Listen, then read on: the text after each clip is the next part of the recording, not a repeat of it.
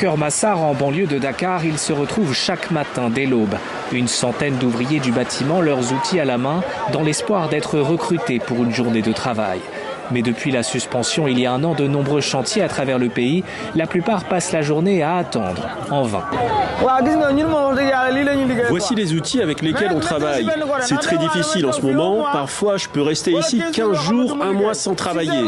Chaque jour, je viens à 6 heures. Je reste jusqu'à midi ou 13 heures. Si je ne trouve rien, je rentre. C'est une perte de temps. Sur le trottoir d'en face, ce groupe de maçons semble tout aussi désabusé. Ils racontent avoir voté pour le nouveau président Bassirou Diomaye Faye, porté par la promesse de changement. Mais un an après, ils n'arrivent même plus à vivre de leur travail.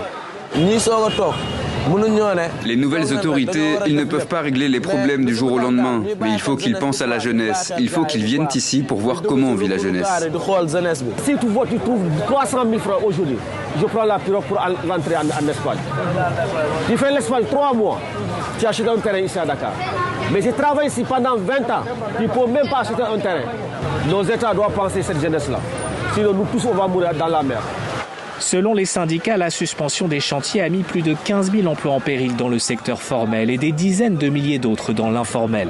Seule une partie des ouvriers, ceux qui avaient des contrats, bénéficient d'un maintien partiel de salaire. Pour ce syndicaliste, le gouvernement doit revoir sa méthode. Nous voulons que ce pays marche.